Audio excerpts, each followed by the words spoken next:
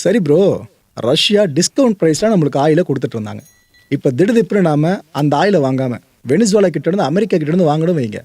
Russia கொடுத்த டிஸ்கவுண்ட்டுக்கு சத்தியமாக அமெரிக்காவால் கொடுக்க முடியாது. அப்போ நம்மளுக்கு லாஸ் ஆகுமே, நம்மளுக்கு கொஞ்சம் செலவு வரும்னு கேட்டிங்கன்னா, நீங்கள் யோசிக்கிறது 100க்கு 100 உண்மை மக்களே. இதில் எக்ஸ்பர்ட்ஸ்லாம் என்ன சொல்கிறாங்கன்னா, ரஷ்யா கொடுத்துட்டு இருந்த டிஸ்கவுண்டட் ஆயிலை நம்ம வேணான்னு சொல்கிறோம்னாக்கா, இதுக்கப்புறம் நாம் கிட்டத்தட்ட 36,000 கோடி ரூபாவை கூடுதலாக செலவு பண்ணணும். ஏன்னா டிஸ்கவுண்ட் ஆயில் இல்லைன்னு இருக்கப்ப அடிஷ்னலாக நீங்கள் செலவு பண்ணி தான் அவ்வளோ தூரத்துலேருந்து நீங்கள் ஆயிலை இந்தியாவுக்கு கொண்டு வரணும். எங்கே ஒன்று அமெரிக்காவிலேருந்து வெனிசுவேலாவிலேருந்து ஆயில் வாங்குறதா இருந்தால் நாம் இந்த அளவுக்கு அடிஷ்னலாக ஸ்பெண்ட் பண்ண வேண்டியதாக இருக்கும். இந்த பைசா வேறு யார் தலையில் வந்து விடிய போகுதுன்னு நினைக்கிறீங்க? இந்த பெட்ரோல் டீசல் வாங்குறோம்ல மக்கள், அவங்க தலையில் வந்து தான் விடியும். இன்கேஸ் இந்திய அரசு விலையேறாமல் ஏதாவது ஆக்ஷன் எடுக்கிறாங்கனாக்கா மக்கள் தப்பிச்சிக்கலாம். அப்படி இல்லை, நம்ம அவ்வளோ தூரம் வந்து வாங்குறோம் நீங்கள் எதனா சொல்லிட்டாங்கனாக்கா நம்ம கஷ்டப்படுற மாதிரி ஆகிடுவாங்க. ரஷ்யா நம்மளோட உண்மையான நண்பன், அதில் மாற்று கருத்து இல்லை. அது மட்டும் இல்லாமல் இந்த ஸ்டாக் மார்க்கெட்ஸ் இருக்குல்ல, அது பயங்கரமாக ஷைன் ஆச்சு. அதுவும் இந்திய மார்க்கெட்லாம் அப்படி குதிக்க ஆரம்பிச்சுது இந்த டீலை பற்றி ட்ரம்ப் சொன்னதுமே.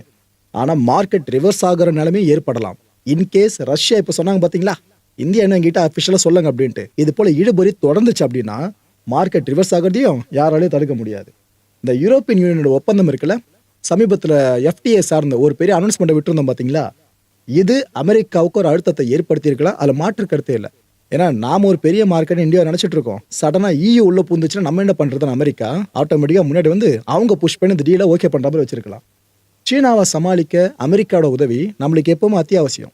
இப்போ நிறைய பேர் நினைப்பீங்க, சைனா நம்ம தான் முரண்டு பிடிக்கலையே, சைலண்டாக தானே இருக்காங்க அப்படின்னு. ஆனால் சைனாவை பற்றி நல்லா தெரிஞ்சவங்களுக்கு தெரியும் நான் சொல்கிற விஷயம். இப்போ சைலண்டாக இருப்பாங்க, சடனாக ஏதாவது இஷ்யூனா பெருசாக ஆட ஆரம்பிச்சிருவாங்க. அப்போ நம்மளுக்கு பக்கபலமாக ரஷ்யா ஆபியஸாக இருக்க தான் போகுது. இன்னொரு பக்கம் அமெரிக்கா இருக்கிறதும் நமக்கு ரொம்ப ரொம்ப ரொம்ப முக்கியம். நாம் எல்லா நாடுகளையும் பகச்சிக்கிறத விட கூட வச்சுக்கிறது ரொம்ப நல்லது. சைனாவையும் சேர்த்து தான் சொல்கிறேன்.